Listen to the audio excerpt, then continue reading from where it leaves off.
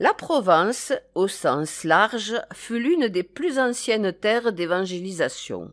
Il n'est donc pas surprenant que l'emblème du chrétien ait sa place dans les bijoux de Provence. Aujourd'hui, plus qu'un symbole de foi, ces croix sont souvent portées pour embellir les costumes.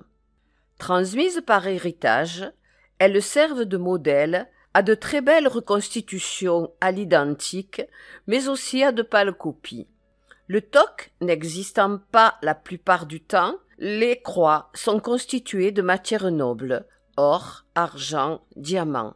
On les retrouve à la fin du XVIIe siècle, où la taille d'un diamant se faisait en rose, par opposition à une taille plus récente en brillant. La taille en rose peut se faire avec un nombre différent de facettes.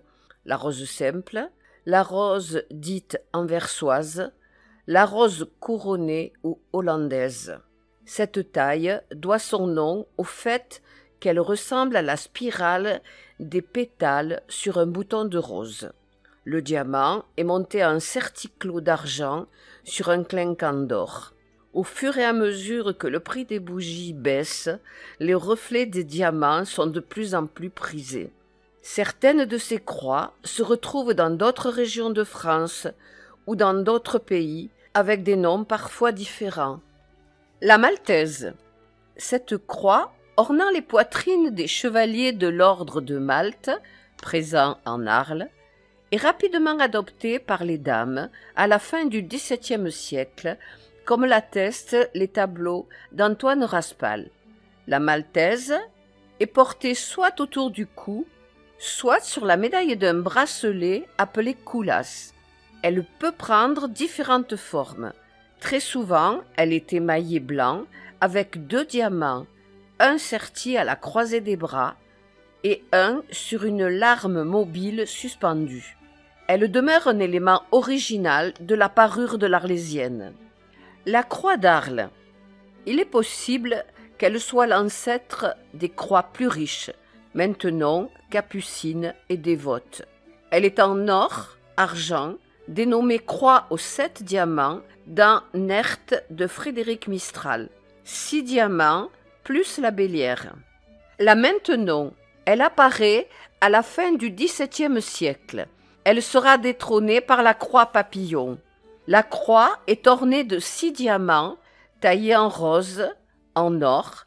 En haut de la croix, une bélière surmontée d'un coulant carré.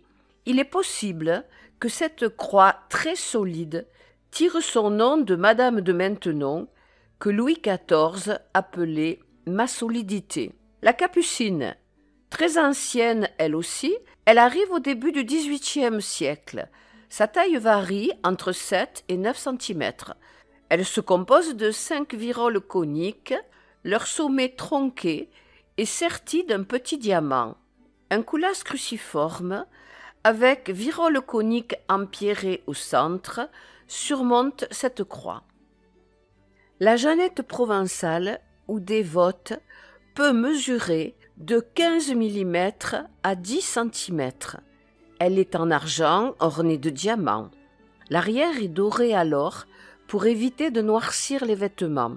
Son nom en Provence viendrait du fait que cette croix est portée dans tout le royaume de la reine Jeanne. La province, madame, à quelle opère le vostre, d'un mundes la breugia lumirau et la mostre, despiei le rousenis, un tout jog li pei, jusqu'y barinevenc et briançon au bourg, à tout il y bellesse et tout il y tempour. Elle apparaît dans la seconde moitié du XVIIe siècle pour se démocratiser au XVIIIe siècle. Cette croix dévote en argent et or, surmontée d'un nœud empierré de rose, typiquement Louis XVI, est appelée, par fidélité à la monarchie, croix Marie-Antoinette. La légende dit que la reine adorait cette croix et c'est elle qui lui aurait fait rajouter le nœud et les fioritures. La croix badine et papillon. La croix badine doit son nom à sa partie inférieure libre de bouger, badino en provençal.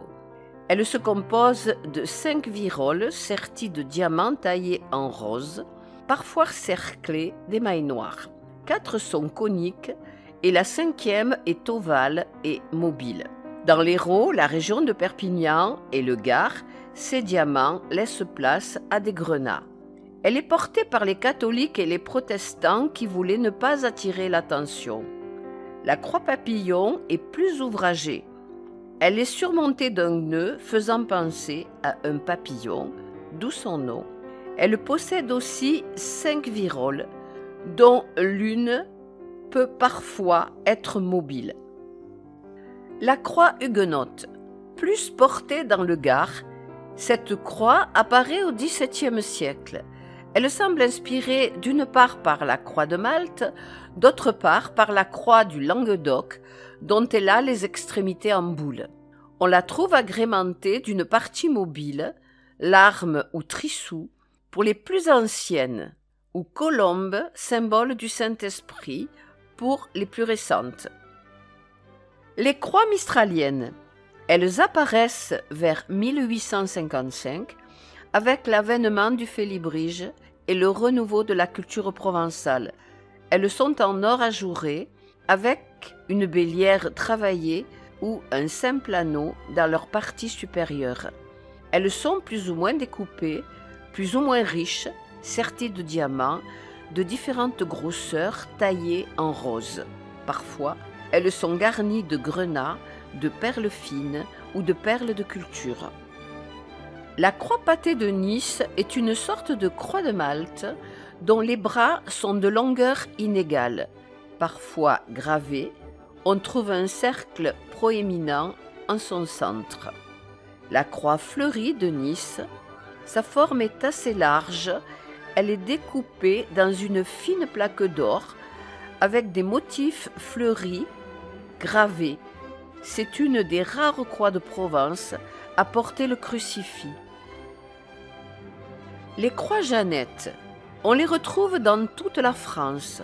Ce sont de simples croix en or que les jeunes filles se payaient avec leur premier salaire ou que le galant leur offrait pour la Saint-Jean.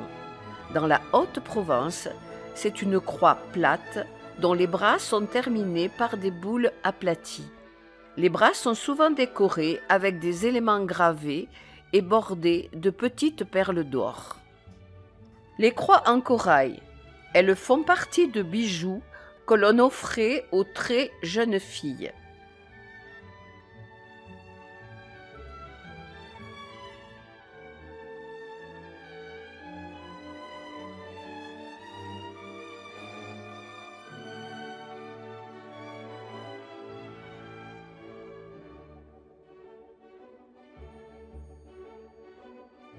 Les croix de communion. À la fin du XIXe siècle, on en trouve en nacre avec les extrémités des bras en argent ouvragé. Il en existe en nacre beaucoup plus simple.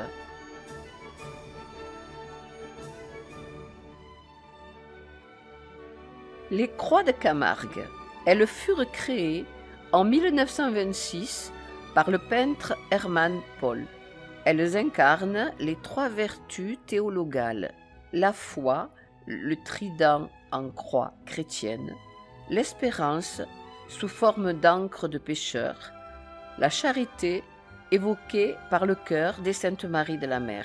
Les croix de demi-deuil, sur une monture le plus souvent en or, sertie de pierres noires farcetées, ces croix font partie d'une parure que l'on mettait après une année de grand deuil, puisque pendant le deuil, on ne portait pas de bijoux. Toutes ces croix, transmises jusqu'à nos jours, nous racontent l'histoire de nos régions. Elles évoluent en fonction des milieux sociaux et de la prospérité d'une époque. La croix en faïence de Valoris vers les années 1960 ou la croix Christian Lacroix vers les années 1980 témoigneront-elles de notre histoire pour les futures générations.